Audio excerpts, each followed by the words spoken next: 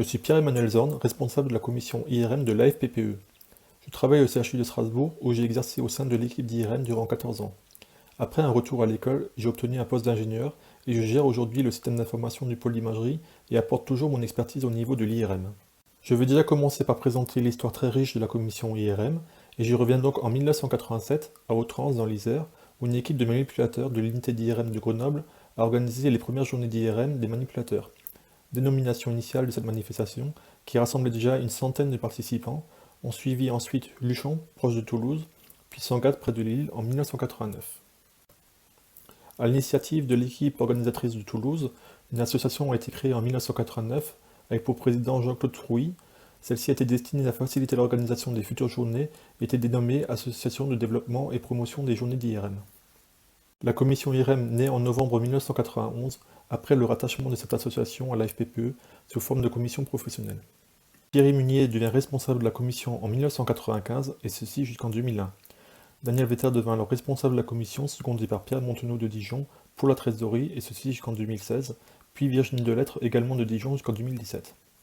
La commission sort des frontières françaises et est composée par Patrick Kassler qui travaille au Luxembourg, Pascal Chalande de Genève, Thomas Génix, Daniel Vetter est toujours présent, et je suis secondé par Patricia Dorer, également du CHU de Strasbourg, qui assure la trésorerie.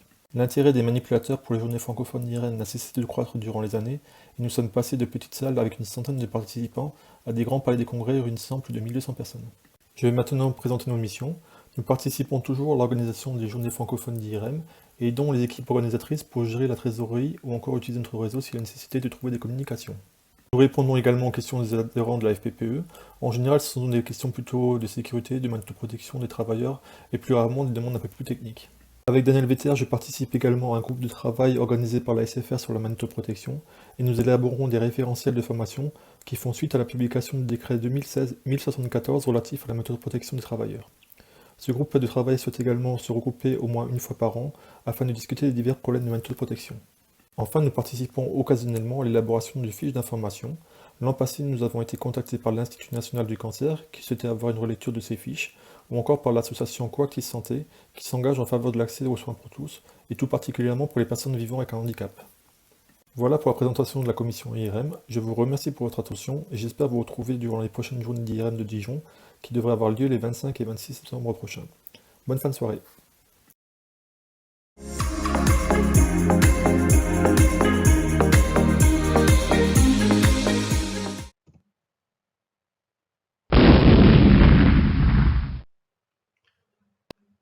Bonsoir à tous.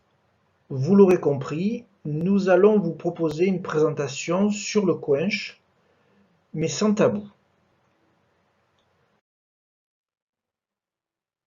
Auparavant, nous ne déclarons pas d'intérêt particulier.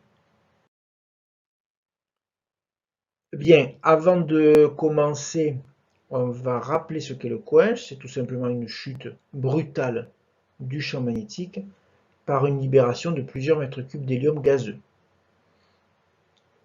Il y a dans vos machines de l'hélium liquide à moins de 169 degrés. 1 litre d'hélium liquide va générer 700 litres d'hélium gazeux. Dans vos machines, il y a à peu près 1200 litres d'hélium liquide. Donc je vous laisse imaginer la quantité d'hélium gazeux que cela va produire.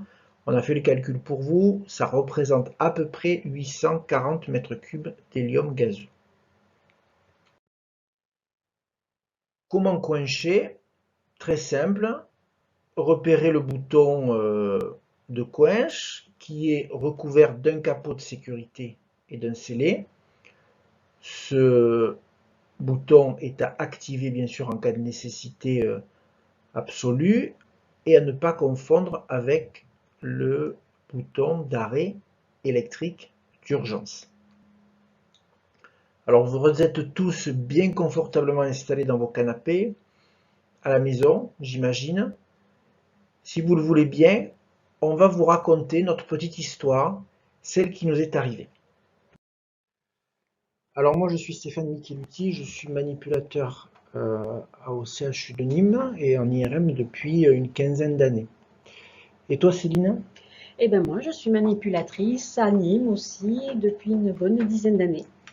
Alors est-ce que tu veux bien nous raconter ce qui t'est arrivé?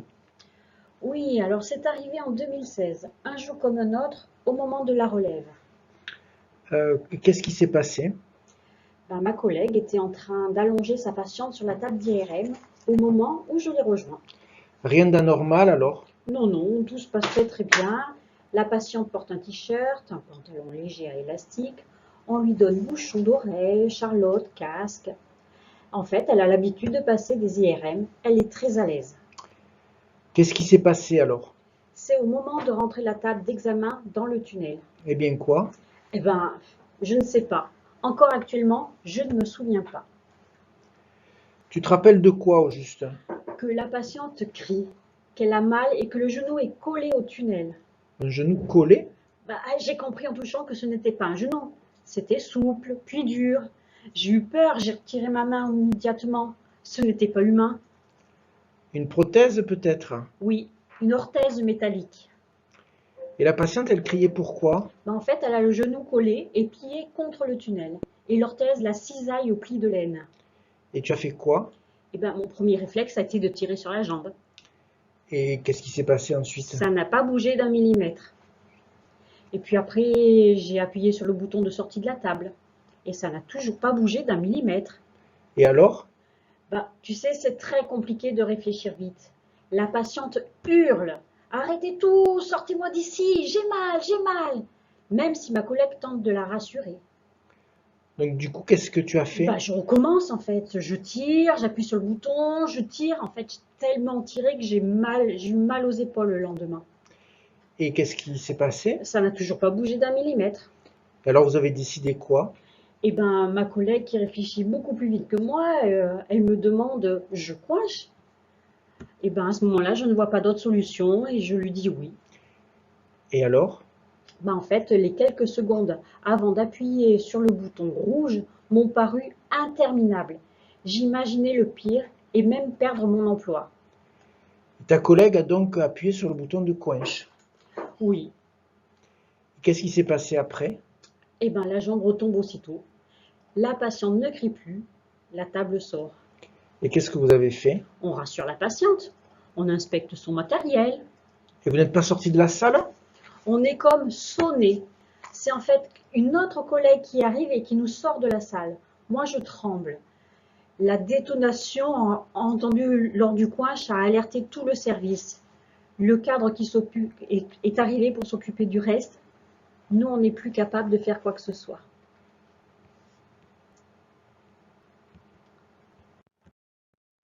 Je vais vous parler maintenant des conséquences immédiates. Donc, il a fallu alerter la hiérarchie.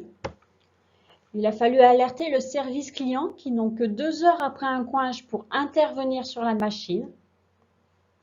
Et notre erreur, c'est de ne pas avoir alerté la sécurité de l'hôpital. En fait, le coinche produit une fumée blanche précédée d'une détonation qui, dans le contexte des attentats en France en 2016, a provoqué une panique et une évacuation du hall de l'hôpital. Ensuite, il a fallu reprogrammer ce patient sur notre autre IRM. Et il a fallu négocier avec lui pour qu'il enlève son orthèse. Il n'avait toujours pas compris ce qui s'était passé. On a vu arriver dans le service le cadre sup, le chef de service, l'ingénieur biomédical, le directeur des ressources matérielles. Et dans ce contexte-là, c'est un peu impressionnant. Ensuite, on a annulé tous les rendez-vous avec les secrétaires. Les patients présents, il a fallu les informer, les rassurer, puis les reprogrammer.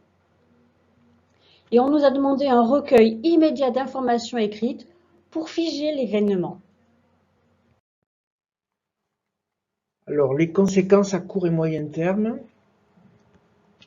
Tout d'abord, il y a eu un entretien qui a été fait dans les jours suivants, enfin le lendemain plus précisément, par la gestion qualité de l'établissement. Cet entretien que l'on vit dans ce contexte-là comme un interrogatoire. Ensuite, on a eu 15 jours d'arrêt machine pour d'une part remplacer tous les éléments de sécurité, faire le remplissage d'hélium, bien sûr remettre en route la machine et B0. Puis il y a eu un coût technique quand même de 80 000 €, plus 400 patients à reporter. Et puis un aspect dont on ne parle pas souvent, qu'on oublie souvent, c'est l'aspect de la seconde victime. Et Céline, je te laisse en parler. Oui, alors la seconde victime, en fait, tous les professionnels de santé, y compris les étudiants, peuvent y être confrontés. Elle peut entraîner le sentiment de culpabilité, la diminution de l'estime de soi et parfois même isolée. Et chaque personne réagit différemment à une même situation. Donc et toi, Céline, qu'est-ce qui s'est passé après? Et bien, un mois après, j'ai fini par développer un stress post-traumatique. Tu n'as pas été soutenue? Si, juste après l'accident, mes collègues ont tous été très gentils avec moi et même la cadre sup m'a dit de ne pas me sentir coupable. Tu as vu un médecin? Oui, en urgence. En fait, c'est au fur et à mesure des jours que les symptômes sont apparus, malgré moi. Quels symptômes tu avais? Alors j'ai eu des troubles du sommeil, d'abord, puis j'étais irritable, en hypervigilance permanente. J'avais des palpitations cardiaques, des difficultés à me concentrer. Je pleurais de plus en plus souvent. En fait, je revivais l'événement plusieurs fois par jour. Et tes collègues ne te soutenaient plus? J'ai caché tous ces symptômes pensant que ça passerait vite. Ça faisait des années que je faisais de l'IRM. Je ne comprenais pas moi-même pourquoi l'IRM me faisait peur. Jusqu'au jour où je ne suis plus arrivée à rentrer dans la salle d'IRM. Et j'ai fini par être arrêtée 3 mois. Alors à la suite de cela, on a mené une réflexion post-critique via une RMM, donc ça c'est une revue mortalité-morbidité. Au cours de ces réunions, on s'est posé plusieurs questions. D'abord, est-ce qu'on pouvait diminuer partiellement le champ magnétique? Est-ce qu'on délivrait de la formation interne aux manipulateurs et au reste du personnel? Quand est-ce qu'on devait coincher? Et à cette question-là, on s'est heurté à différents points de vue. Est-ce qu'on coinche tout le temps ou pas? Dans quel cas? Quand une personne est coincée, est-ce qu'on coinche, est-ce qu'on coinche pas? Donc là, il y a eu différents avis. Et puis à la suite de ce RMM, on a mis rapidement en place quand même des actions, à savoir un affichage en cabine, une signalisation renforcée pour l'accès à la salle, une augmentation de la dotation en peignoir, et à savoir qu'on était dans une période d'augmentation de l'activité, une augmentation progressive, et notre dotation était sous-évaluée par rapport à notre activité. Et puis, quelle devait être la conduite à tenir avec les accompagnants. Alors voilà deux exemples d'affichage. Donc sur la partie de gauche, l'affichage qu'on a en cabine et qui explique aux patients pourquoi ils doivent être systématiquement en peignoir ou en chemise. Et puis sur la photo de droite, vous retrouvez la signalétique qu'on a refait, qu'on a éclaircie pour qu'elle soit bien sûr le plus claire et la plus lisible possible pour accéder à la salle. Donc, à distance de l'événement, nous avons mis en place une réflexion globale sur la gestion des risques. On a mis en place un e-learning pour tout le personnel hospitalier susceptible d'intervenir à l'IRM et nous formons également à la sécurité les nouveaux arrivants. Une veille réciproque s'est installée dans l'équipe qui est bienveillante. Nous avons formalisé toute cette prise en charge. Puis nous nous sommes renseignés auprès de plusieurs centres. Beaucoup n'ont pas de procédure écrite bien formalisée, donc nous avons écrit une procédure coinche complète et une affiche synthétique. Pour demain, nous avons une réflexion sur la formation par simulation. Donc voilà un exemple de la fiche synthétique qui est affichée aux consoles de l'IRM. Donc sur les procédures Quench, on l'a imaginé comme si cela nous arrivait tout seul en garde. Et donc il y a effectivement tout ce qu'il faut faire et puis les numéros de téléphone qui sont mis à jour régulièrement, qui contacter, quand et comment. Donc pour terminer, en résumé, le quench peut avoir des conséquences matérielles qui peuvent être compliquées à gérer, qu'elles soient matérielles ou humaines. L'idée, c'est bien en amont d'aller limiter les impacts. Donc pour limiter les impacts, c'est évaluer ces points de vulnérabilité déduire les axes d'amélioration, écrire une procédure de coinche pour bien formaliser tout cela, et puis aussi mettre en place de la formation. Et il faut savoir que cette formation revêt un caractère obligatoire depuis le décret paru en 2016, ce décret qui est relatif à la protection des travailleurs contre les risques dus au champ magnétique. Le coinche n'est pas un tabou.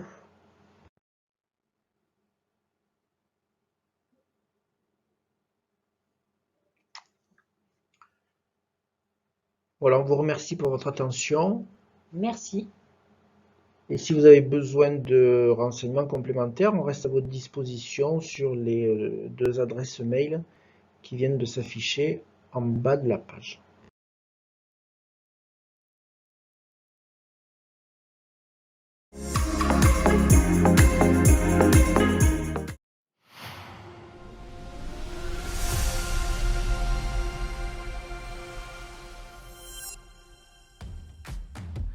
La radioactivité, un sujet qui effraie?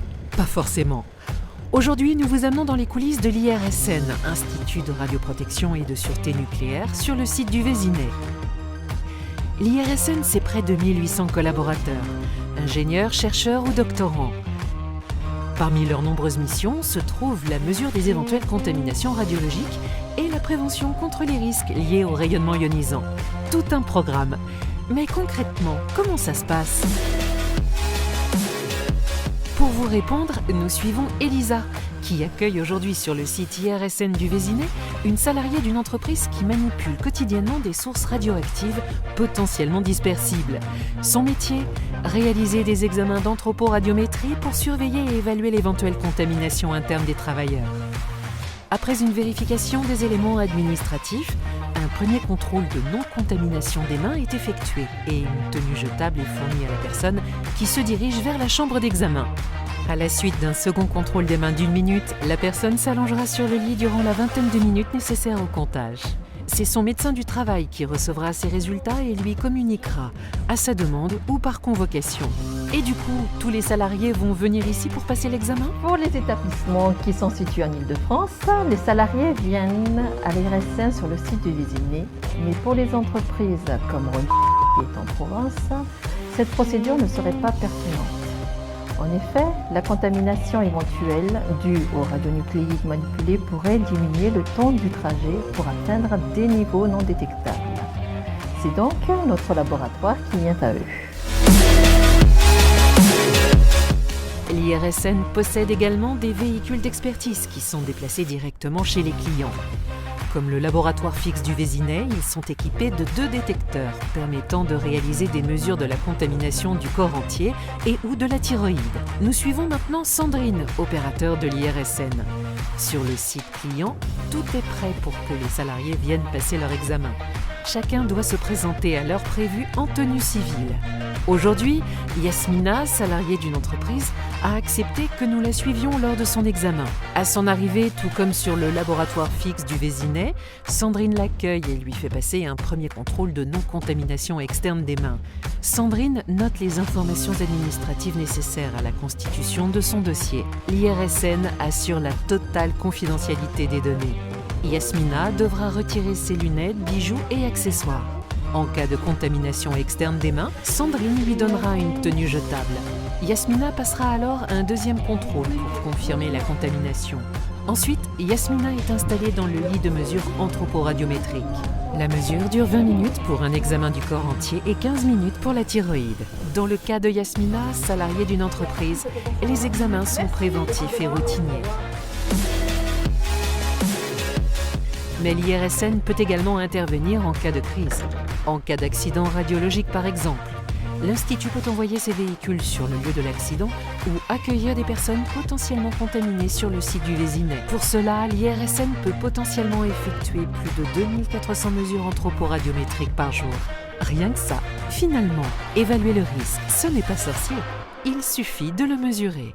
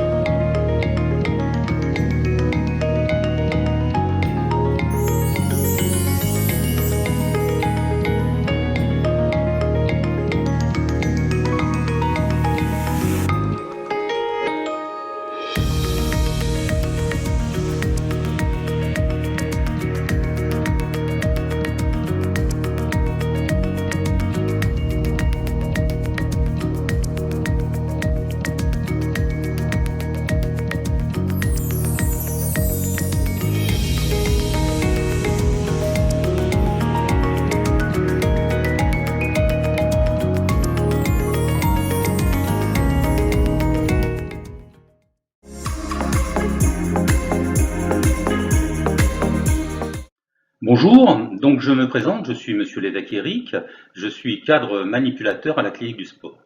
Et donc je vous propose à travers cette communication de faire un tour d'horizon des différentes possibilités qu'offre cette nouvelle séquence ZTE pour zéro temps d'écho. Et vous allez voir que ça donne à l'IRM un aspect scanographique tout à fait intéressant. Alors on sait depuis longtemps que l'IRM répond à de nombreuses questions posées en imagerie musculo-squelettique, comme vous pouvez le voir donc sur cette diapositive. Restent deux structures un peu compliquées à analyser, à savoir la corticale osseuse et les calcifications. Alors en effet, on sait que l'os cortical ainsi que les dépôts calciques donc, présentent un temps de relaxation T2 extrêmement court qui rend donc leur étude difficile par l'IRM conventionnel. Sur les séquences, on va les trouver en hyposignal et ce, quelle que soit la pondération utilisée. Alors ce ne sont pas les seules structures qui présentent donc un hyposignal, il y a aussi les tendons, les ligaments, les ménisques, mais ceux-ci peuvent être soumis à l'angle magique et donc le signal peut un peu varier selon les séquences. Alors vous comprendrez que si, par exemple, si on choisit la calcification, si on doit étudier une calcification donc en hyposignal dans un tendon en hyposignal, c'est compliqué. Donc aujourd'hui, on fait appel soit à la radio standard, soit au scanner. Alors, est-ce qu'il y a une autre solution que les rayons X pour cela? Eh bien, je dirais oui, avec la séquence ZTE, qui, vous allez voir, répond en grande partie aux questions qu'on peut se poser sur le tissu osseux et sur les zones calcifiées. Alors, ZTE, c'est quoi? Donc, c'est une séquence 3D en écho de gradient avec un remplissage de l'espace de Fourier en radial, en mode radial. Comment elle fonctionne? On va d'abord appliquer un gradient de projection qui, après sa montée initiale, va rester stable pendant l'ensemble de la séquence. Vient la radiofréquence. Alors celle-ci a deux particularités. D'abord, elle doit être très courte et avoir aussi une angulation très courte. On va ensuite écouter le signal. Celui-ci se fait tout de suite après la radiofréquence, ce qui explique le 0 TE, même si le TE n'est pas vraiment à 0, mais il est de l'ordre de 8 microsecondes. Vient ensuite un temps mort. Ce temps mort permet de passer du mode émetteur au mode récepteur de votre antenne. Et pendant ce laps de temps, comme vous le voyez sur l'image de droite, il n'y aura pas de données acquises au centre de l'espace K. Ça sera compensé en fait par un algorithme de reconstruction par algèbre linéaire qui va remplir donc cet espace. Vient le temps d'acquisition proprement dit, les données seront acquises pendant tout le temps d'encodage et viendra ensuite un temps d'ajustement du gradient pour préparer la prochaine projection. Ce qui est intéressant dans le ZTE, c'est que c'est une séquence qui est très peu sensible au courant de Foucault, donc il y aura peu de dégradation du profil des gradients de champ magnétique. Et également, on voit bien que le gradient, il faut appliquer, donc effectivement il est stable, mais il n'est pas désactivé. Il est juste rehaussé à chaque nouvelle projection. C'est intéressant parce que c'est ce qui va rendre silencieuse cette séquence. Alors voici les différents paramètres pour le ZTE. Donc on a dit que c'était une séquence isotropique, elle est millimétrique, voire souvent inframillimétrique, et vous le verrez. Son TR est variable. Sa matrice, aujourd'hui, elle est bloquée au maximum 320 carrés. Les Spock par segment, on va en parler sur la prochaine diapositive. La bande passante, elle est variable aussi. Il est préférable, puisqu'on fait plutôt de l'étude osseuse, de monter sur des bandes passantes élevées. Mais ça dépend à la fois de votre machine, 5 ou 3 Tesla, et aussi sur la capacité de vos antennes à avoir un bon rapport signal sur bruit. Le nombre d'excitations, variable également. Il faut juste savoir que plus on va monter le nombre d'excitations, plus on va diminuer ce qu'on appelle les artefacts de streaking, qui sont des artefacts de durcissement liés au mode radial et qu'on retrouve surtout dans le plan sagittal et coronal à ses extrémités sous forme de halos verticaux. Alors bien sûr, ce nombre d'excitations, on va l'adapter pour que le temps d'acquisition soit raisonnable et puisse être implanté dans un protocole. Donc de 2 minutes 30 à 3 minutes 30, 4 minutes en vraiment le maximum. L'angle de retournement, donc on va le voir aussi après, on l'utilise plus volontiers soit à 1, soit à 2, et sur la 1.5 Tesla, c'est plutôt à 2. Ensuite, le résultat obtenu, eh bien, on va le visualiser en mode inversé pour avoir donc cette image de scanner que l'on souhaite. Donc voilà donc un schéma de l'espace radial, de l'espace K en mode 3D radial. La flèche avec le 1 vous montre ce qu'on appelle un Spock. Donc ça, c'est le Spock dans le mode radial de l'espace de Fourier, correspond à une ligne de l'espace K dans le mode linéaire. Le paramètre que vous avez dans votre séquence, qui est donc Spock par segment, correspond en fait à la vitesse d'encodage de votre séquence. Et vous voyez, lorsqu'on augmente donc ces Spock par segment, on va diminuer le temps de séquence, mais on va diminuer également le rapport signal sur bruit. Alors ça reste relativement à la marge, ça n'a pas la même résonance que par exemple lorsqu'on rajoute une excitation, on voit tout de suite le temps augmenter et on voit sur les images que le rapport signal sur bruit est nettement meilleur. Donc là, c'est moins marqué. L'angle de retournement, donc on a vu qu'il devait être très petit. En fait, il est possible de faire un angle de 1 à 5. Vous voyez tout de suite sur ces trois images où on veut en venir, c'est-à-dire qu'avec une angulation à 1, eh bien, on obtient cette image pseudo-scanner, qui ressemble fortement à ce qu'on souhaite obtenir en os. Par contre, vous voyez qu'il y a un bruit de fond. Lorsqu'on va augmenter cette angulation, on va tout de suite récupérer beaucoup de rapports signal à bruit. Par contre, vous voyez qu'on perd un petit peu l'effet purement osseux qu'on souhaitait, puisqu'on retrouve de l'image standard, comme par exemple les liquides synotiques. Et puis, lorsqu'on augmente à 5, là, on n'a plus du tout de bruit, mais vous voyez qu'on est très loin de ce qu'on veut obtenir de l'image pseudo-scanner. Alors, nous, aujourd'hui, sur la 1.5, on travaille plutôt à 2. Ça nous donne à la fois un résultat pseudo-CT qui est très intéressant, avec un rapport signal sur bruit nécessaire et suffisant. Alors, on va voir l'intérêt de la séquence ZTE, à la fois dans les pathologies traumatiques et microtraumatiques, à la fois dans l'étude dégénérative, l'étude des tendons et aussi dans les pathologies tumorales. Alors, comme disait Napoléon, un schéma vaut mieux que tous les discours, donc on va voir surtout des images. On va commencer donc par les pathologies traumatiques. Alors, avec ici un patient donc après chute sur le genou qui présente une fracture de la rotule. Bien sûr, sur les séquences d'art, là, en formage MPR de la séquence cube, on voyait déjà qu'il y avait une fracture de la rotule. On n'avait pas de doute. Par contre, ce qui est très intéressant avec la ZTE, c'est qu'on voit qu'il y a une solution de continuité des corticales, que ce soit dans le plan coronal, sagittal ou axial, et donc on définit bien que le séquestre osseux est libre du reste de la rotule. Autre cas donc d'un patient avec une luxation importante de l'épaule qui présente une fracture de Bankart.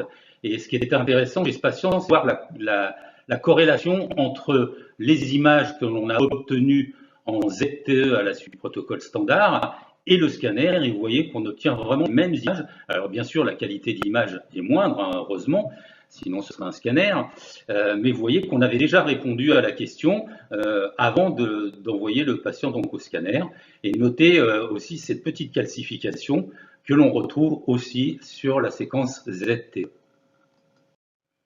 Autre cas, là cette fois-ci d'une fracture du scaphoïde. Bien sûr, là aussi on n'avait pas besoin forcément du ZTE pour dire il y a une fracture du scaphoïde, c'est une évidence, mais ce qui est intéressant, c'est que dans les différents plans en ZTE, on voit bien là aussi qu'il y a une solution de continuité continue et que donc le fragment osseux est bien libre du reste du scaphoïde. Alors vous noterez que, vous voyez, les ligaments, les tendons, on les voit aussi en blanc, donc il faut bien faire attention lorsqu'on analyse les images, hein, ça ce ne sont pas des calcifications. Hein. Patient qui a eu un accident de la voie publique, donc on le savait lorsqu'il est venu passer son examen, il venait pour une étude médulaire. Donc on a retrouvé ici sur les séquences T2, FATSAT et T1, donc une éventuelle fracture de l'épineuse de C7, enfin pas une éventuelle puisqu'elle était décrite. On a fait le ZTE, on a bien mis en évidence cette fracture bien prononcée. On a vu ensuite le scanner que le patient nous a fourni a posteriori, et qui montrait effectivement bien cette fracture, mais notez que sans le scanner, on peut faire ce diagnostic relativement aisément avec le ZTE. On passe sur la pathologie microtraumatique. Alors, je dirais que si le ZTE a un avantage, mais essentiel en IRM, c'est bien pour les lits sismiques. On sait que la lysismique en IRM, elle est toujours difficile. On a des facteurs favorisants, des personnes jeunes présentant un antélesthésiste. Bon, ça, ce sont les facteurs favorisants. Mais notez que sur les images, que ce soit T1 ou T2, il n'est pas très aisé d'affirmer qu'il y a une lysismique. Par contre, lorsque vous faites le ZTE, eh bien, vous voyez que ce soit du côté gauche ou du côté droit, eh bien, on a vraiment une double lysismique de L4 ici, qui est confirmée par le scanner fait a posteriori. Donc vraiment, pour la lysismique, c'est vraiment très performant. Voici un autre cas. Vous voyez qu'également, côté gauche, côté droit, c'est pas si évident de dire ici il y a une lysismique, ici il y a une lysismique. Par contre, en ZTE, c'est flagrant. On voit bien la micro-fracture ici et ici, qu'on retrouve donc bilatérale sur le plan axial, beaucoup plus facile à lire que sur les axiales T2. Donc là, on est sur un patient avec des douleurs à l'avant-pied, à la marche, donc après une longue course. Donc on fait une étude des sésamoïdes et vous voyez que les sésamoïdes sont bien inflammatoires sur les séquences T2 FATSAT, noir en T1, et malgré la résolution d'image, il est difficile s'il y a vraiment une fracture visible. Il n'y a plus aucun doute lorsqu'on fait le ZTE, on voit bien les deux fragments osseux séparés, donc il y a bien une fracture du sésamoïde. Alors dans ce cas, ce qui est intéressant, c'est qu'on va voir qu'on peut superposer la séquence ZTE avec les séquences classiques et donc basculer du mode d'imagerie standard vers le mode osseux. Donc on va regarder ça. On va en fait lisser par le pourcentage que vous voyez à ce niveau-là. On va quitter progressivement la séquence standard pour venir vers le ZTE qui va nous faire apparaître une solution de continuité, une double solution de continuité là en axial qui est très bien marquée et on voit très bien les fractures donc en ZTE comme vous le voyez ici. Donc ça c'est intéressant. Pour ça il faut toujours acquérir en fait vos séquences ZTE dans un plan strict. C'est plus facile si vous souhaitez faire une superposition des séquences standards et de la séquence ZTE. Alors voyons maintenant les pathologies dégénératives. Donc on va commencer là par une lésion sous-chondrale chez ce patient. Donc on voit très bien que la lésion existe sur les séquences standards et le MPR de la séquence cube. Par contre, il est difficile de savoir si le fragment est encore ostéo-intégré ou pas. Et lorsqu'on fait le ZTE, eh bien on voit bien que celui-ci est fortement délimité et que donc ce séquestre n'est pas du tout ostéo-intégré. Donc il faudra encore un petit peu attendre pour ce patient. Le patient suivant, c'est la même pathologie, mais cette fois-ci sur la cheville. Et vous voyez qu'on a la certitude que le fragment, que le séquestre osseux n'est pas ostéo-intégré, puisqu'on voit bien le liseré autour, aussi bien dans le plan coronal, dans le plan axial, que dans le plan sagittal. Là, il s'agit d'un patient qui présente une chondrocalcinose. Ce qui est intéressant dans cette pathologie, c'est que là, on voit très bien donc les calcifications postérieures qu'on retrouve facilement sur les différents plans. Par contre, celle qui est derrière le ligament croisé antérieur est un peu plus difficile d'analyse. Et vous voyez qu'en ZTE, on la retrouve très bien et on retrouve les différents fragments que l'on voit sur les séquences standards. Alors notez que ça c'était un ZTE fait tout au début, on était encore avec une angulation à 1 et vous voyez qu'on est un peu bruité sur un 1,5 Tesla. Là, il s'agit d'une ostéopétrose, donc une hyperdensité de l'os du patient. On le voit très bien sur le T2 FATSAT et sur le T1, donc cette hypercondensation des vertèbres. Lorsqu'on fait le ZTE, eh bien évidemment, c'est hyper dense, on le voit très bien. Mais ce qui est intéressant chez ce patient, c'est que si on n'avait pas fait le ZTE, eh bien, on n'aurait pas pu mettre en évidence donc deux lysismiques en L4 et en L5 que vous voyez ici, qui même rétrospectivement est très difficile d'analyse sur les séquences standards. Et donc ce patient présentait des lombalgies, donc ça peut expliquer. Et vous voyez qu'en axial, on les voit très très bien. Alors sur les pathologies tendineuses, là c'est surtout quand on recherche des calcifications. Donc chez ce patient, ce qui est intéressant, vous voyez que donc là on a un doute sur une calcification, mais c'est du T2 FATSAT, donc le tendon est bien noir. le doute est un peu plus levé puisque sur le T1 on a de l'angle magique, le tendon s'efface et donc on retrouve un point noir, on a des doutes sur la calcification. L'avantage du ZTE en plus sur l'épaule, il dure 2 minutes 30, c'est qu'on a pu lever complètement nos doutes et on a une vraie calcification de l'insertion du supraépineux qui a été confortée par la radio standard. Chez cet autre patient qui avait, une tendinopathie calcifiante, donc là encore, les doutes qu'on peut avoir sur cette séquence T1 et sur cet axial T2 FATSAT eh bien, sont levés avec ici donc la calcification dans le plan axial, dans le plan sagittal. Mais notez que ce qui était intéressant, c'est qu'il avait en plus une microcalcification à l'insertion du supraépineux qu'il était impossible de voir dans les séquences standards.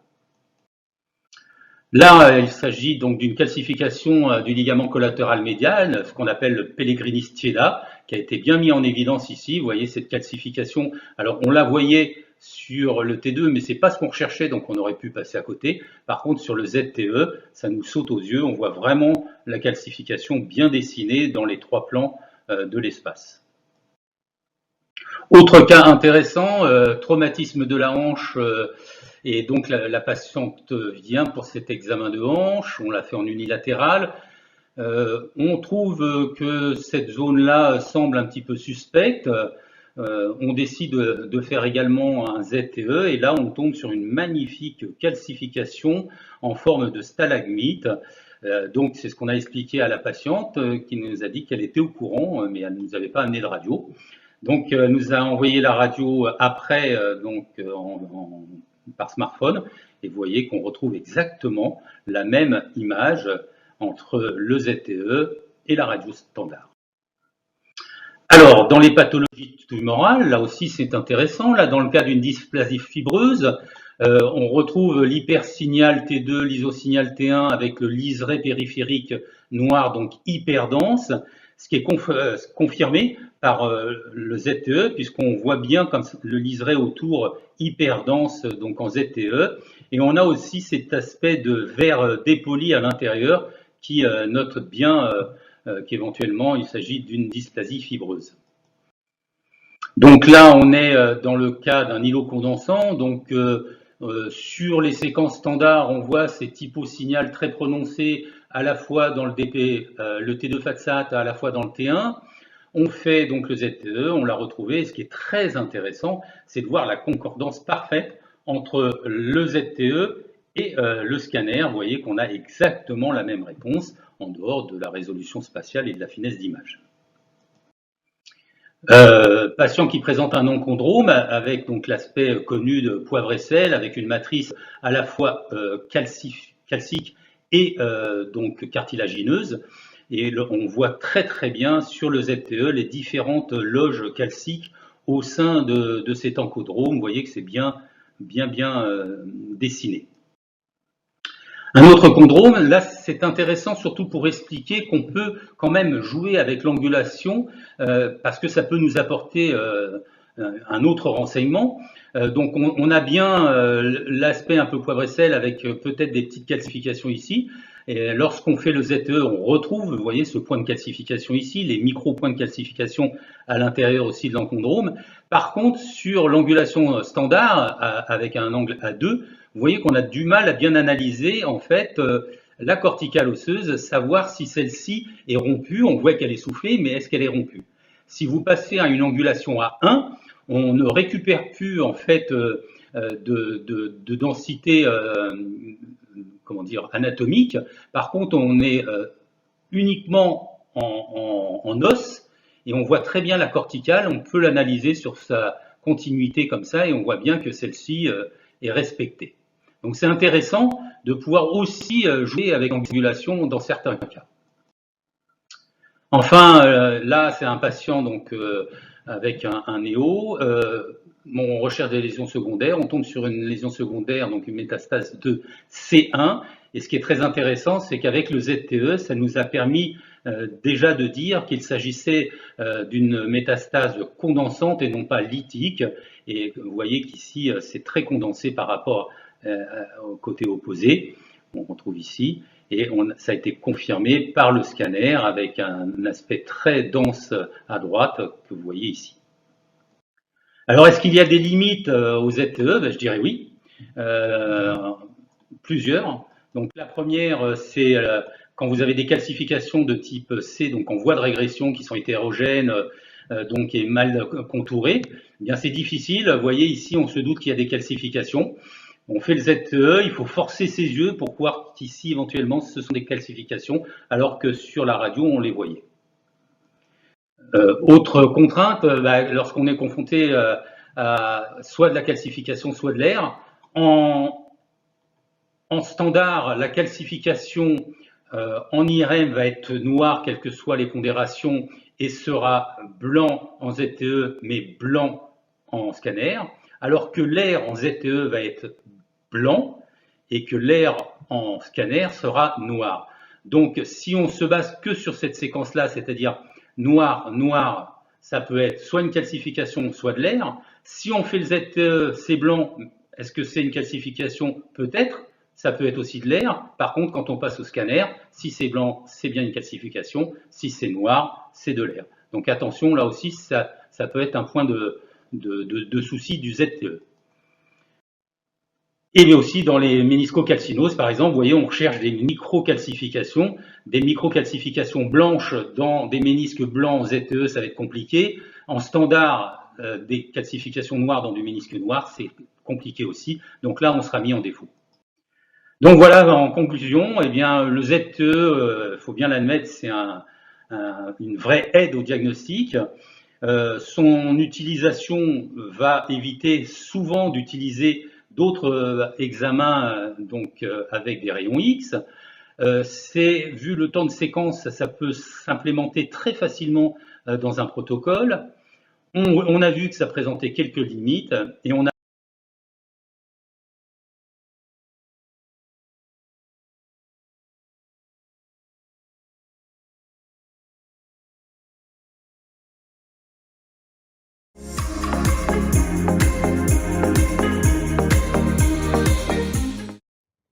Bonjour à tous, donc on va voir deux petits cas cliniques en IRM.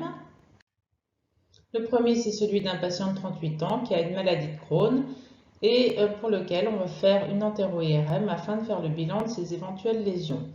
Donc on vérifie que le patient est bien à jeun depuis au moins 6 heures, qu'il n'a pas de contre-indication, on lui pose une voie veineuse pour injecter le Clariscan et on lui donne 1,5 litre d'eau dans laquelle on a dissous du Colopeg et qu'il doit boire 3 quarts d'heure avant l'examen. On lui spécifie que tous les quarts d'heure, il faut qu'il ingère à peu près 500 ml. Le protocole inclut des coupes coronales et axiales trophies, AST-T2 et 100 puis après injection de Clariscan, 13 ml chez ce patient assez mince. L'essentiel, c'est de bien couvrir tout l'intestin grêle en diminuant le plus possible le nombre de coupes acquises puisqu'il y a beaucoup de séquences faites en apnée.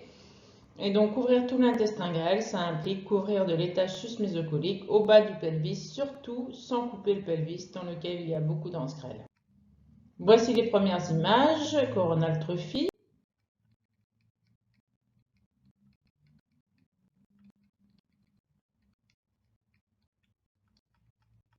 Donc vous avez repéré un énorme artefact en projection de la hanche et de la fosse iliaque droite sur les coupes AST.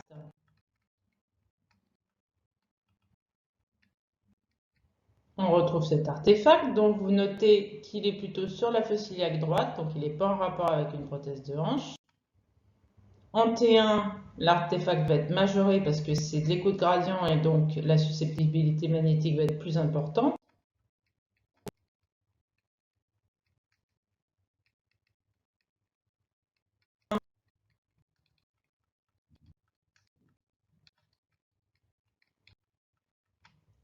Donc voilà, on a fait 5 séquences.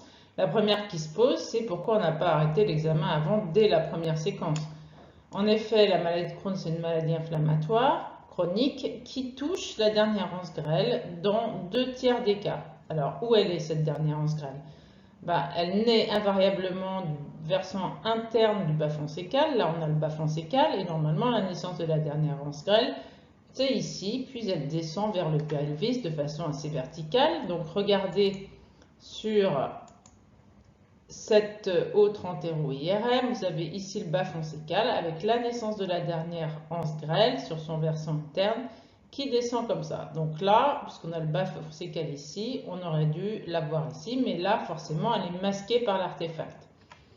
Un autre examen qui vous montre l'atteinte des maladies de Crohn, donc le bas foncécal, la naissance de cette dernière anse grêle avec une paroi considérablement épaissie ici et qui se rehausse de façon inflammatoire après injection de gadolinium.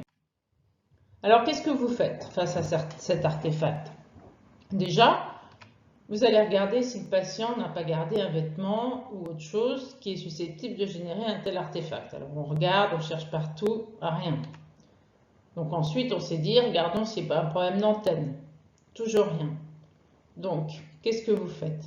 En fait, il y a un manip, ou une manip, je ne me souviens plus très bien, qui a eu le bon réflexe, j'avoue que je ne l'avais pas eu, qui est de faire un abdomen sans préparation. Parce que l'artefact, s'il ne vient pas de l'extérieur, il vient de l'intérieur.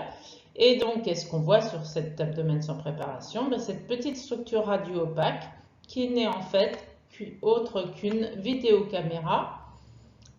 On l'appelle vidéocapsule endoscopique et cette petite caméra que le patient va ingérer va prendre des photos tout au long de son cheminement dans l'intestin grêle. Elle va prendre des photos notamment des anomalies de la muqueuse de l'intestin grêle, puis elle va être excrétée. Sauf que là, le patient avait eu l'examen pourtant 15 jours à 3 semaines avant, mais on n'a pas trop compris pourquoi la vidéocapsule ne s'était pas excrétée.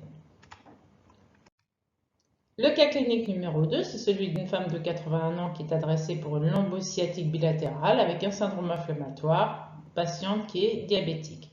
Donc on lui fait une IRM du rachis lombaire à la recherche d'une spondylodicite qui est une infection des vertèbres et du disque intervertébral. Le protocole, c'est des séquences sagittales T1, STIR et T1 FATSAT sans puis après injection de Clariscan, en l'occurrence 14 ml. Ces séquences sagittales sont complétées par des séquences axiales en T1 après injection de gadolinium, injection de gadolinium sur la région d'intérieur. Voici donc les séquences sagittales pondérées en STIR. Et on repère donc un hypersignal ici des vertèbres de leur partie antérieure avec un petit hypersignal dans le disque, un épaississement des parties molles prévertébrales, donc compatible avec une spondylodicite. Après injection de gadolinium, c'est encore plus marqué. Prise de contraste ici de l'aspect antérieur des vertèbres L5 et S1 avec un épaississement des parties molles ici en avant.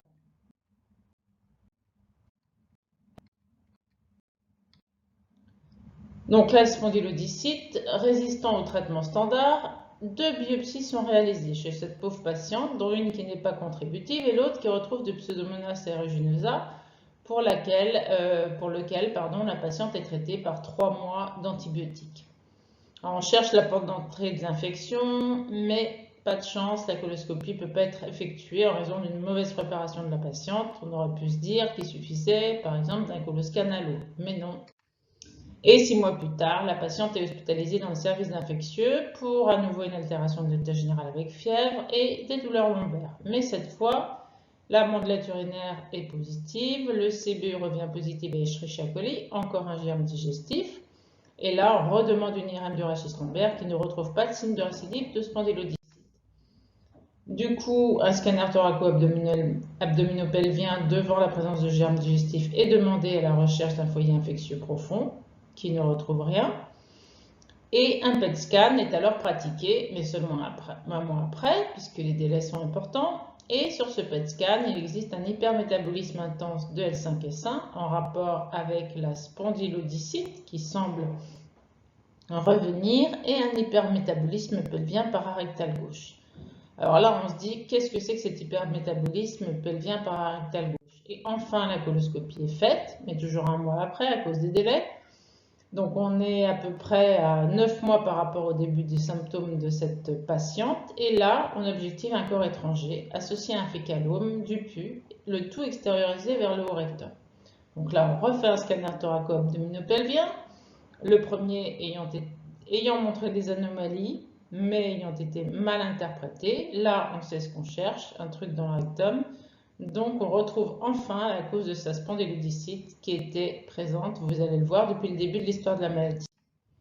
Donc, voilà le scanner. Donc, ici, on est au niveau des vertèbres L5 et 5 grignotées par la spondylodicite. Et en avant, vous allez voir une structure ici qui part du promontoire arrondi, qui descend verticalement à paroi épaisse avec une petite bulle d'air à l'intérieur.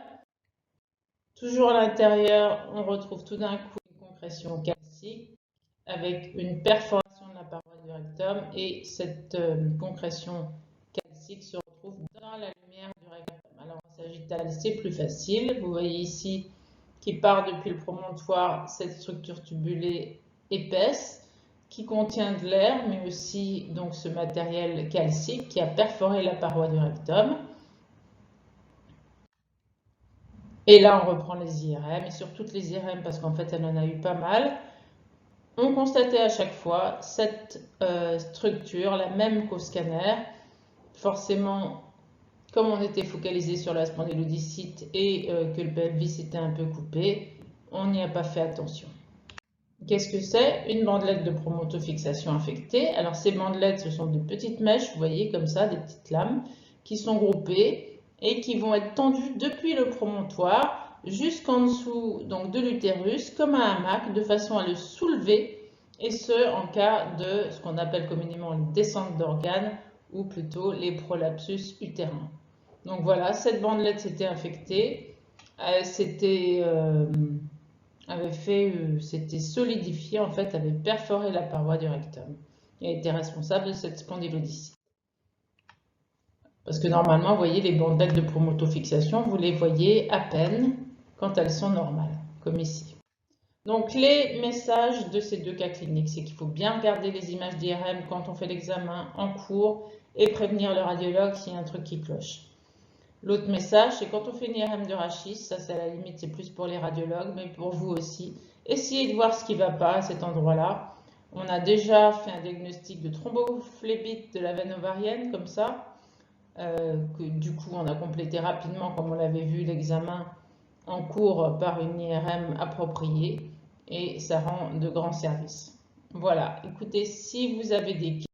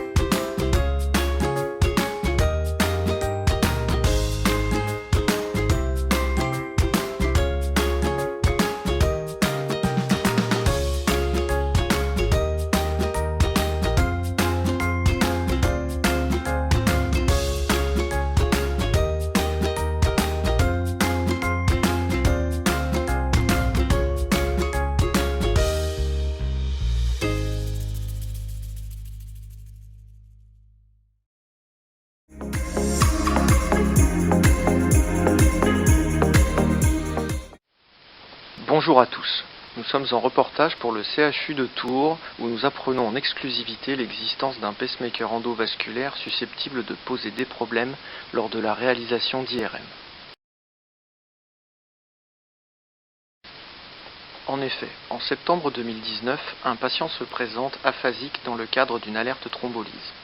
L'IRM est réalisée en urgence et confirme l'AVC. Seulement, l'équipe de manipulateurs et de médecins apprend a posteriori que le patient serait porteur d'un pacemaker. Voici la radiographie thoracique réalisée dans la foulée.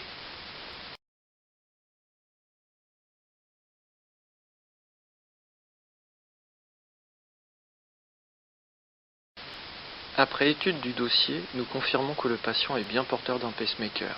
Et voici la radiographie réalisée en 2018 après la pause. Visiblement, ce n'est pas un pacemaker comme les autres et de nombreuses questions sont soulevées, n'est-ce pas Clara? Tout à fait Frédéric. Le pacemaker dont nous parlons est le pacemaker Micra VVI de chez Medtronic. Celui-ci est posé par voie fémorale, directement ancré sur la paroi interventriculaire. Il n'existe pas de boîtier sous la peau et pas de cicatrice thoracique à rechercher. Ce nouveau pacemaker est coûteux mais vient d'obtenir l'AMM pour certaines indications. Il y en a déjà plus de 1000 posés en France. Tous ces pacemakers Micra sont IRM compatibles, mais uniquement si un cardiologue est présent pour encadrer l'examen. À savoir, 20% des médecins ne savent pas que leur patient est porteur d'un pacemaker et 15% des patients ne savent pas qu'il en porte un. Devant ce pacemaker endovasculaire et le potentiel danger pour l'IRM, quelles mesures prendre? Il faut d'abord étudier les recommandations de l'ANSM, à savoir privilégier une autre modalité lorsque cela est possible, évaluer le rapport bénéfice-risque pour le patient, obtenir le consentement du patient, réaliser l'examen sur un aimant 1,5 Tesla au maximum. Il faut organiser une consultation cardiologique avant l'IRM pour programmer le pacemaker en mode IRM. La présence d'un cardiologue est obligatoire pendant l'examen. Un défibrillateur doit être présent à proximité et il faut interrompre l'examen au moindre incident. Une précision concernant le terme IRM compatible. Avant l'IRM, le pacemaker doit être en mode IRM, c'est-à-dire en stimulation forcée. Après l'IRM, il est important que le cardiologue le remette en mode de fonctionnement normal. Ce logo indique que le matériel est compatible avec l'IRM, mais sous condition. Attention, si les réglages ne sont pas faits correctement, les risques potentiels sont l'asystole, la fibrillation ventriculaire, voire la mort subite. Quelles solutions proposer pour encadrer la réalisation d'IRM chez les patients porteurs du pacemaker Micra? Voici les pistes envisagées par nos équipes lors d'un REX, mais non retenues. Absence de radiographie pulmonaire systématique avant l'IRM, car le dispositif n'est pas toujours visible. Absence de détecteur de métaux devant l'entrée de l'IRM, car il pourrait endommager le pacemaker. Il n'existe pas d'application smartphone adaptée à la recherche de pacemaker à ce jour. Voici le cas de notre patient qui illustre bien la difficulté de repérer le pacemaker sur certaines radiographies. Voici un autre patient avec un pacemaker là aussi difficile à repérer. Voici quelques solutions pratiques que notre équipe propose. Tout d'abord, il s'agit de bien encadrer les choses en amont de l'IRM. Les cardiologues ont une place importante puisqu'ils sont chargés d'envoyer les IPP au secrétaire d'imagerie. Ceci permet la création d'une alarme informatique sur notre logiciel de cotation. Par exemple, voici d'autres types d'alarmes: allergie à l'iode, patient malentendant, diabétique, présence d'une valve cardiaque, d'une insuffisance rénale. Manipulateurs comme médecins peuvent créer une alerte. Tout le monde doit être sensibilisé et créer une alarme dès que nécessaire. Une radiographie thoracique est demandée systématiquement après la pose du pacemaker, ce qui est l'occasion de mettre l'alarme informatique. C'est donc important de communiquer sur l'existence de ce pacemaker lors de congrès ou dans vos services. Enfin, lorsque les demandes d'imagerie informatisée existent, si les contre-indications ne sont pas renseignées, la demande ne pourra aboutir. Nous comprenons donc bien l'importance de la coopération et de la communication entre les différentes équipes, cardiologue, manipulateur, radiologue, secrétaire. Enfin, le jour J de l'examen, voici les étapes indispensables. Une consultation cardiologique avant et après pour le réglage du pacemaker, l'interrogatoire du patient, l'ouverture du dossier patient et la vérification du compte-rendu de cardiologie, scoper le patient, en cas d'alerte AVC, nécessité d'un ECG avant l'IRM pour repérer le pacemaker endovasculaire et vérifier que les contre-indications à l'IRM sont bien complétées sur la demande. Un défibrillateur doit être présent à proximité, généralement sur le chariot d'urgence, et il faut bien évidemment interrompre l'IRM au moindre incident. Merci Frédéric pour ce récapitulatif nécessaire sur ce pacemaker endovasculaire. Nous avons vu les différentes problématiques autour du pacemaker Micra, les recommandations et les solutions proposées. Mais je vous en prie Clara, le message important concernant ce pacemaker Micra est qu'il faut en parler autour de vous, chers téléspectateurs. L'équipe du CHU de Tours rend l'antenne. Merci pour votre attention.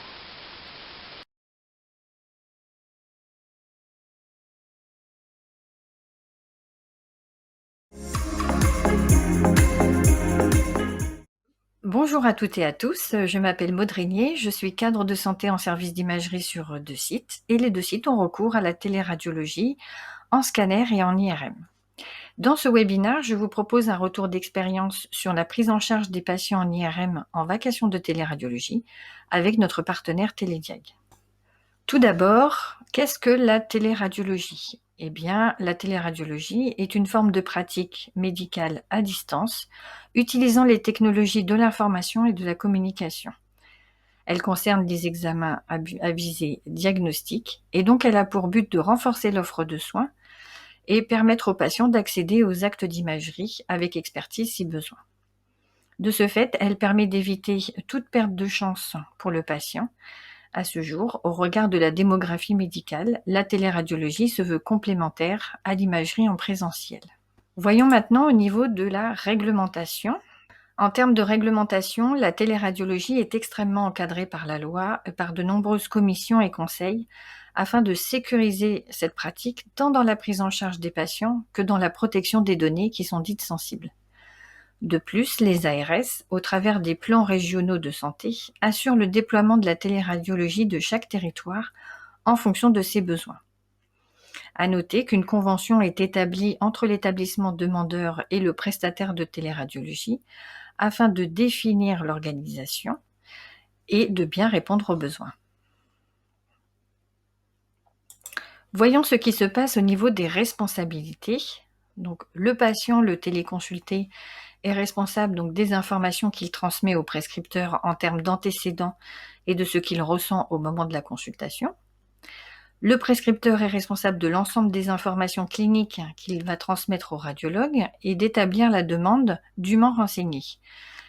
Il assure aussi la transmission des résultats sanguins en cas de besoin et il sera présent aux côtés du manipulateur lors de l'injection de produits de contraste. Le manipulateur, lui, est responsable de la prise en charge du patient dans son domaine de compétences et se réfère au protocole établi par le radiologue pour la réalisation de l'examen. Il est également responsable de la vérification des contre-indications, de la qualité et de la transmission des images.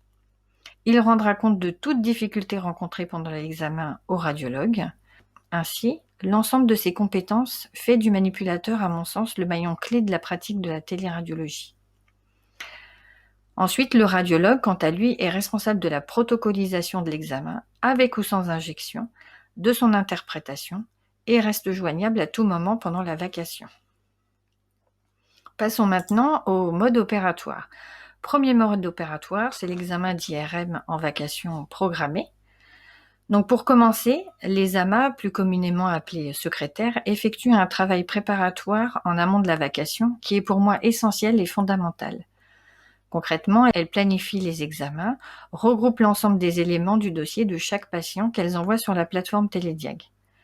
Donc ce dossier patient se compose de la prescription médicale, des résultats de prise de sang et du dernier compte-rendu. Ensuite, le radiologue réceptionne les dossiers de la vacation, ce qui lui permet de protocoliser les examens en fonction des indications cliniques, de la pathologie recherchée et des antécédents du patient. Il est à noter que le radiologue peut accepter ou refuser un examen et ou orienter le patient vers une autre modalité d'imagerie en fonction des indications cliniques et de la pathologie recherchée. Puis le manipulateur intervient. Donc à sa prise de poste, il édite les protocoles du radiologue et assure donc la prise en charge du patient de son arrivée à son départ. Son expertise est mise au service du patient par un interrogatoire permettant de vérifier les contre-indications, de corroborer les informations patients à la prescription et de repérer toute particularité dont il rendra compte au radiologue. Ensuite, il prépare le patient, réalise l'examen et devant toute discordance, interrogation ou image suspecte, il interpelle le radiologue soit par téléphone, soit via le chat, pour effectuer un examen complet et de qualité au regard des nouvelles informations. Lorsque l'examen est terminé, il contrôle la qualité des images, puis les envoie sur la plateforme Télédiag. Il est nécessaire à ce stade que le manipulateur transfère également les images du précédent examen. Ceci permet au radiologue d'avoir des éléments de comparaison écrits avec l'ancien compte-rendu et en images, et ainsi d'assurer un diagnostic qualitatif. Dernière étape, le radiologue réceptionne les images avec les commentaires du manipulateur, interprète l'examen et envoie le compte-rendu sur la plateforme. Voyons maintenant un examen d'IRM en urgence. Donc le patient arrive aux urgences, il va être vu par le clinicien qui va l'examiner. Le clinicien fait une demande d'IRM en urgence, donc pour cela, il va contacter le radiologue, il va ensuite envoyer la demande d'examen. Le radiologue va valider la demande, envoyer le protocole d'examen au manipulateur et le manipulateur va réaliser l'examen. Si toutefois il y a besoin d'injection de produits de contraste, le clinicien va assurer la présence médicale auprès du manipulateur. Donc une fois que l'examen est terminé, le manipulateur envoie l'examen au radiologue, le radiologue interprète l'examen, va envoyer les résultats au clinicien et le clinicien va faire l'annonce du résultat au patient et au préalable, il aura informé le patient que cet examen est fait dans le cadre de la téléradiologie. Je vous propose maintenant un focus sur la notion de téléexpertise. Donc nous pouvons constater que les protocolisations d'une vacation ne sont pas faites par le même radiologue. En effet, chaque radiologue a des compétences spécifiques en fonction des régions anatomiques et ou de l'âge du patient. Ainsi, Télédiag a mis en place la fonction SOS qui se traduit par une demande d'aide. Donc un relais est assuré par un radiologue ayant les compétences requises pour l'interprétation de l'examen ou en cas de demande urgente avec un pic d'activité qui ne peut pas être traité dans l'immédiateté par le radiologue en charge de la vacation, un autre radiologue prendra le relais.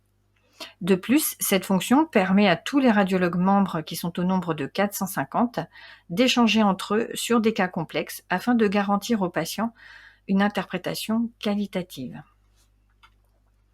Pour finir, voici ce que l'on peut retenir de la pratique de téléradiologie.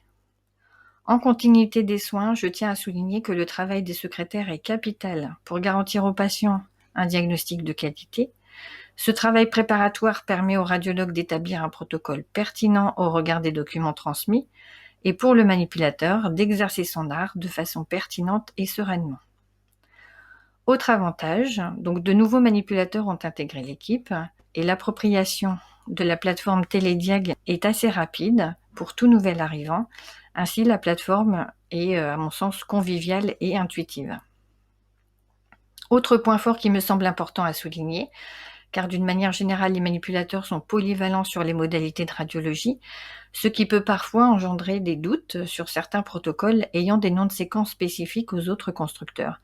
Eh bien, les radiologues sont disponibles et à l'écoute des manipulateurs en cas de difficulté pour les conseiller et les guider dans leur pratique. Avant-dernier point fort du point de vue du manipulateur, il en ressort que la téléradiologie favorise l'autonomie, car le manipulateur gère son temps et son planning durant la vacation. Cette liberté est, je dois dire, appréciée par une majorité des manipulateurs de l'équipe.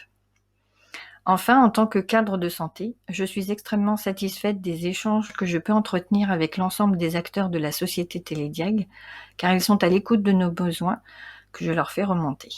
La téléradiologie engendre de nouveaux besoins pour les manipulateurs. Ils ont besoin d'avoir un accès facilité à la concordance des séquences afin d'améliorer leur pratique. À ce jour, Télédiag a pris en considération leurs besoins et travaille sur le sujet. Enfin, au sein de l'équipe, beaucoup de manipulateurs ressentent le besoin de développer leur savoir en anatomie et en pathologie, car la pratique à distance favorise peu cet apprentissage. Alors, en tant que cadre de proximité, je prends en compte leurs besoins et les inscris au plan de formation institutionnel. Néanmoins, depuis peu, Télédiag développe des webinars pertinents et de grande qualité, pouvant en partie, à mon sens, répondre aux besoins des manipulateurs. D'ailleurs, je vous invite à suivre le webinaire du 1er mars sur les subtilités de la prise en charge au scanner de l'anévrisme de l'aorte abdominale. Ces webinaires, à mon sens, ont un double impact, c'est-à-dire former les manipulateurs aux pathologies avec des rappels anatomiques, bien entendu, et aussi créer du lien que je qualifierais de visuel avec les téléradiologues qui participent à ces webinaires. Je vous remercie infiniment pour votre écoute.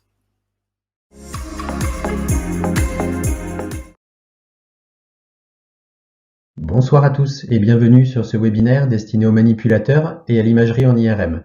Je suis Mathieu Rouault, spécialiste d'application chez Ulrich Medical, une société spécialisée dans les injecteurs de produits de contraste. Ce soir, je vais vous présenter nos injecteurs destinés à l'IRM. Notre gamme d'injecteurs spécifiques pour l'IRM est composée de deux machines. Le Max 2, qui possède une voie d'abord pour le gadolinium, et le Max 3, qui possède deux voies d'abord pour le gadolinium, ce qui permet d'utiliser deux produits différents dans la même journée. La préparation de ces injecteurs se fait en 2 clics et quelques secondes. Je vais axer la présentation sur le Max 3, mais la préparation et les dispositifs de sécurité intégrés sont identiques sur les deux machines.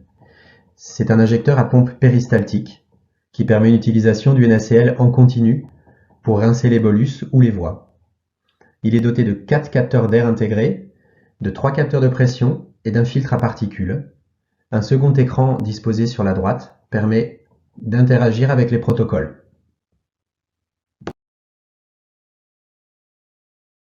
Notre gamme d'injecteurs Max possède des fonctionnalités uniques. L'installation est très facile. Une cassette journalière, valable 24 heures, peut s'installer en quelques secondes et 2 clics. Elle est utilisable quel que soit le nombre de patients à injecter. Sur cette cassette, on va connecter des tubulures patients à usage unique, non réutilisables, grâce à une connectique Safe Connect, avec une protection totale de contact qui empêche les fautes d'asepsie. La tubulure et la cassette sont équipées de puces RFID qui bloquent la réutilisation éventuelle d'un consommable.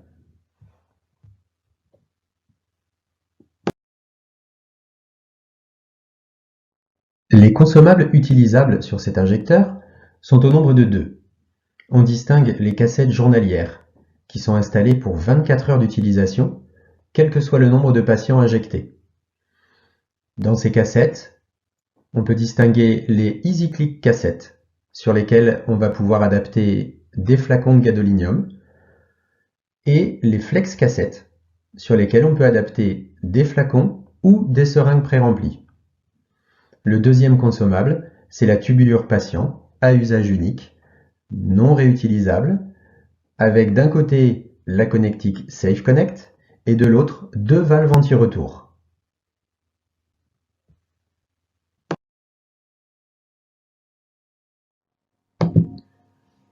Une vidéo va pouvoir vous illustrer un petit peu le principe de fonctionnement. Cet injecteur se présente totalement sans fil, facilement mobilisable, il est sur batterie et tient toute une journée. La cassette, que l'on a insérée,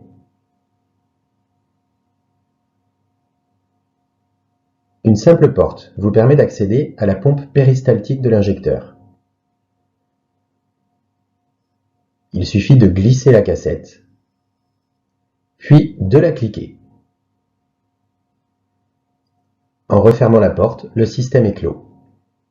On connecte une tubulure patient à une seule main et vous voilà prêt à fonctionner.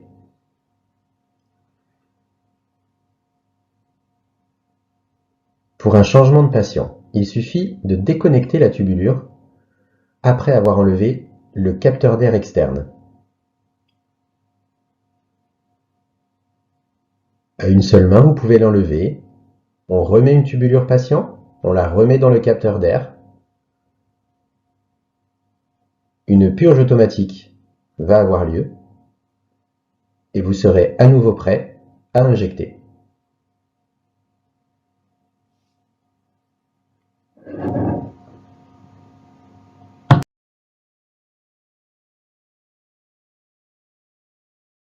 En résumé, le Max possède des fonctionnalités uniques au monde. C'est le seul injecteur doté d'un détecteur d'air automatique. Il est complètement sans fil, puisque la connectique est en Wi-Fi avec le terminal et il est sur batterie. Il permet une gestion flexible du produit de contraste, on peut utiliser une ou deux molécules. La connectique est complètement sécurisée, ce qui empêche les contaminations involontaires. Et le système est fermé, puisque on injecte directement du flacon ou de la seringue pré-remplie. Merci à tous pour votre attention et retrouvez toutes les informations sur notre site ulrichmedical.fr. À très bientôt et bonne soirée.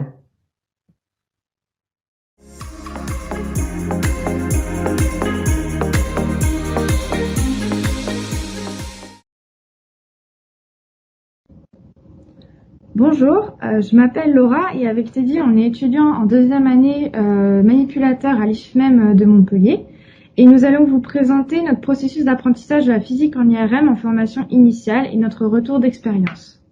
Alors, nous allons commencer par le sommaire. Au niveau du sommaire, je vais vous parler du déroulement de notre apprentissage. Donc, on a commencé par une première partie de cours théorique sur la base de la physique en aminographie. De là, on a réalisé une présentation orale de l'ensemble de la promotion, on a réalisé une présentation orale. Ensuite, nous avons eu un deuxième paquet de cours théoriques. Nous avons aussi également donné un cours à la promotion. Et ensuite, nous avons eu l'accès donc au simulateur d'IRM Siemens à la faculté de médecine de Montpellier. Et nous avons terminé par des travaux pratiques sur un IRM 3 Tesla à l'hôpital Guy-Chauliac. Pour contextualiser un petit peu, avant les cours théoriques, les étudiants nous avaient fait un petit retour de ce qu'ils avaient ressenti. Ils étaient assez curieux de comprendre comment marche l'IRM. Il y avait quand même beaucoup d'appréhension dans la promotion, avec une peur de la difficulté, vu que la physique quantique est une physique difficile à visualiser. Il faut également savoir que dans notre formation à Montpellier, l'apport théorique passe avant les stages en IRM. Alors, je vais donc vous parler maintenant de la première partie de cours théorique que nous avons eu, qui s'est déroulé grâce à Monsieur Chaptal, qui est un manipulateur travaillant à la plateforme de recherche donc de l'hôpital Guy-Chauliac. Donc, théorique, il faut savoir qu'il y a beaucoup d'informations.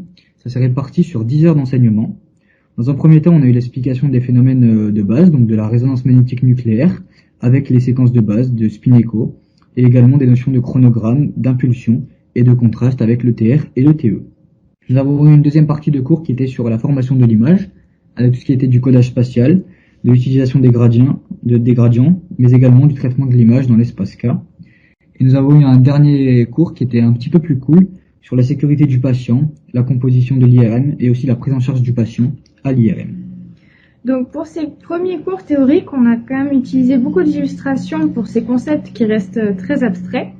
Par exemple, on peut prendre l'histoire du lapin et de la tortue, qui est une analogie pour l'impulsion de rephasage de 180 degrés, avec le lapin et la tortue qui représentent les vitesses de spin, de phase des spins qui sont différentes.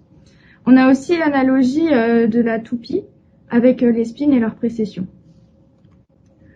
On a fait beaucoup de recherches personnelles avec l'utilisation de différents supports comme des livres empruntés au CDI ou le site Imaios. Ça nous a demandé beaucoup plus d'implication et de travail individuel pour cette unité d'enseignement, puisque c'était quand même assez difficile à comprendre certains concepts comme l'excitation et la relaxation dans un repère, le fonctionnement des gradients, le plan de Fourier ou encore les paramètres de console.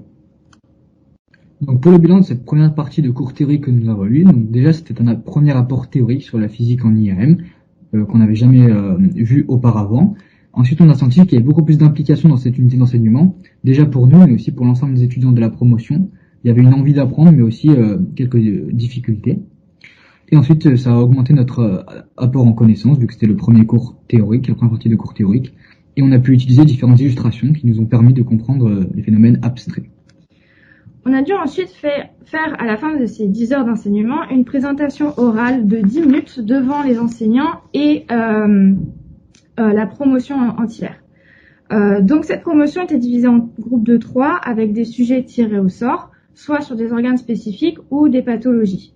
Nos consignes étaient d'expliquer ces pathologies, d'expliquer la prise en charge du patient avec les différentes antennes, les médicaments injectés ou les contre-indications à prendre en compte. Il fallait également expliquer les séquences et comment elles fonctionnaient, les différents artefacts qu'on pouvait rencontrer et enfin certains paramètres comme le fauve, la matrice ou le temps d'acquisition. Alors pour faire cette orale, déjà on a dû utiliser les cours qu'on avait eu auparavant pour comprendre les séquences, mais aussi tous les paramètres qui étaient liés aux séquences. Donc là on a mis un exemple avec une matrice, donc le remplissage de la matrice qui donne le plan de Fourier et la transformée de Fourier qui permet de passer à l'image IRM. Nous avons aussi pu rencontrer directement les professionnels de santé. Donc là c'était vraiment nécessaire d'aller sur le terrain, d'avoir une confrontation avec la réalité. On a pu voir vraiment le rôle du manipulateur en IRM, et aussi on a pu discuter avec d'autres acteurs comme des médecins qui nous ont permis de nous éclairer sur les pathologies, par exemple. Ensuite, ça nous a permis d'acquérir une certaine logique, donc en IRM, par exemple de faire le lien entre la pathologie et le protocole utilisé, les séquences utilisées. On a vu qu'il y avait aussi un réel travail d'équipe et qu'il y avait beaucoup de temps consacré, on a beaucoup mis de temps à la compréhension des séquences en fait, qu'on n'avait jamais vu auparavant, tout ce qui était des séquences en écho de gradient, mais aussi en inversion et récupération. On s'est aussi aidé donc des livres qui étaient empruntés au CDI, mais aussi du site Imaios. Donc on a rencontré les professionnels de santé directement au sein du CHU de Montpellier, donc à l'hôpital Saint-Éloi, comme on voit ci-contre, et aussi à l'hôpital Guy de Chauliac, mais aussi à la clinique du Parc qui fait partie du groupe CRP. Donc comme bilan de cette présentation orale, comme l'a dit Teddy, on a commencé à acquérir cette logique en IRM, avec ce lien entre séquences et pathologie, mais également la spécificité du rôle du manip en IRM et cette confrontation avec la réalité avec nos pairs, puisqu'on a observé notre environnement de travail. Donc suite à la présentation orale, nous avons donné un cours en visioconférence de 2 heures à la promotion. Les étudiants étaient libres de s'inscrire s'ils le voulaient. En fait, pour vous remettre dans le contexte, on s'est rendu compte qu'il y avait beaucoup d'étudiants de la promotion qui étaient un petit peu perdus dans certains points importants de la physique IRM, et du coup on a voulu reprendre ces notions. Donc on a utilisé différentes façons de transmettre. Tout d'abord un diaporama que l'on voit ci-contre. On a pu synthétiser, mettre la trame générale, clarifier un petit peu toutes les idées, et pour expliquer. On a utilisé aussi des schémas. On avait une caméra qui filmait un tableau. Et on a aussi utilisé la caméra pour montrer nos doigts pour symboliser les vitesses de précession des spins. Donc ça a été une réelle collaboration entre Laura et moi-même. Et on a travaillé l'apprentissage entre pairs. C'était des échanges qui étaient beaucoup plus interactifs et plus simples, vu que c'était d'étudiants à étudiants. Et il y a eu une collaboration avec les cadres formateurs pour toute la mise à disposition du matériel, de l'ordinateur, mais aussi de la visioconférence qui s'est passée sur Teams. Et de notre côté, nous, ça a permis vraiment de renforcer nos connaissances et aussi de les maîtriser un petit peu plus. Donc en bilan de ce cours de révision pour nous, donc ça nous a demandé de reprendre les notions pour pouvoir les expliquer à nouveau. Ça nous a apporté aussi une certaine cohésion dans la promotion, puisque avec le confinement et les cours à distance, on se voyait beaucoup moins. Les échanges étaient plus interactifs et plus simples puisqu'on utilisait nos termes à nous. Et avec Teddy, on a bien collaboré malgré nos méthodes différentes pour transmettre toutes ces connaissances. On passe ensuite au deuxième paquet de cours théoriques enseignés par Madame Lebars, qui est ingénieure en physique IRM. Ces cours étaient espacés sur 20 heures en visioconférence. Donc on avait des rappels sur les premières notions qu'on avait vues au début du semestre, mais également une introduction sur l'imagerie rapide et sur les différentes séquences comme les échos de gradient, les échos de spin ou encore l'imagerie fonctionnelle. Elle nous expliquait donc toutes ces séquences avec les différents paramètres à prendre en compte et leurs spécificités. Les cours, comme je disais, étaient en visioconférence, donc la dynamique était différente. C'était moins spontané pour poser des questions et c'était plus difficile de se concentrer malgré les différentes pauses. Cependant, on avait la possibilité de réécouter les cours pour revoir des points qui étaient encore flous. C'était difficile pour nous de pas se mélanger dans l'ensemble des séquences, donc pour remédier à ça, au niveau de nos fiches, on a effectué un classement et un rangement de toutes ces séquences, et on les a ensuite transmis à la classe, qui nous a fait des retours avec différentes questions. On a également travaillé en petits groupes pour s'expliquer chacun toutes ces différentes séquences et commencer à s'approprier celles-ci. Donc pour le bilan de cette deuxième partie de cours théorique, on a eu déjà le cours qui s'est passé en visioconférence. Ensuite, ce qui a été important, c'est toute la mise en place des fiches en fait. C'était vraiment pour pas se mélanger les séquences ni les paramètres d'acquisition. Ensuite, on a effectué donc des travaux en petits groupes, donc pour tout simplement se poser certaines questions sur certaines séquences, répondre à des questions, des incompréhensions. Et ensuite, on a transmis une partie des fiches à la promotion et à des petits groupes. Ensuite, on a eu des travaux dirigés qui se sont passés un mois après les partiels sur le simulateur d'IRM Siemens qui nous a mis à disposition leur logiciel donc, à la faculté de médecine de Montpellier. Ça nous a demandé donc un rappel des différents paramètres puisque ça se passait un mois après les examens. On a pu donc visualiser l'impact qu'ils avaient les uns sur les autres et ça nous a permis donc de concrétiser un petit peu tous ces cours théoriques. L'interface était très intuitive puisqu'on s'était déjà approprié une partie des séquences, donc on pouvait naviguer facilement sur ce logiciel. Et ça nous a également permis de mieux appréhender les travaux pratiques qui arrivaient quelques jours plus tard. Donc comme bilan de ces travaux dirigés, comme je l'ai dit, on a retravaillé à nouveau nos cours pour pouvoir être à l'aise sur ces 2 heures de TD. On a également cette première approche donc sur l'interface Siemens, une interface qui est intuitive puisqu'on a commencé à travailler ces cours théoriques. Et cette concrétisation, pareil, de pouvoir manipuler justement ce que l'on a appris. Donc suite à ces travaux dirigés, on a eu des travaux pratiques qui ont été organisés par l'école en relation avec l'Institut de recherche, donc de l'hôpital Guy-de-Chauliac. En fait, l'objectif de ce TP, c'était de travailler donc les différentes séquences, donc c'était principalement des séquences en pondération T2, sur une IRM 3 Tesla avec l'utilisation d'un fantôme. Donc lorsque nous sommes arrivés, nous avons eu une présentation de cette salle d'IRM, nous avons placé le fantôme au sein de l'antenne tête, puis nous avons réalisé les différentes séquences. L'objectif c'était vraiment de comparer ces séquences et d'utiliser une séquence et de l'optimiser au niveau du temps d'acquisition, en utilisant différents paramètres comme de l'imagerie parallèle ou encore en diminuant le temps de répétition. Donc ça nous a permis vraiment de manipuler dans un environnement de travail. Ensuite au niveau du bilan donc de ces travaux pratiques, savoir que déjà c'était l'utilisation d'une IRM Siemens, d'une vraie IRM, donc c'était non plus virtuel comme les travaux dirigés, là c'était vraiment du concret. Ensuite c'était une réelle confrontation à la réalité grâce à cette manipulation et on a eu une approche concrète de la machine et de son fonctionnement. En conclusion donc, de cette présentation orale, on peut voir que cette unité d'enseignement est une discipline complexe mais très intéressante. Elle a demandé beaucoup plus d'investissement personnel, mais aussi en groupe, contrairement à d'autres unités d'enseignement. Et on a utilisé différents supports, ainsi qu'une continuité dans l'apprentissage avec différentes méthodes, puisqu'on n'a pas juste appris les cours théoriques, on a fait des recherches lors de la présentation orale de toute la promotion, et les TD et les TP qui arrivaient après les partiels.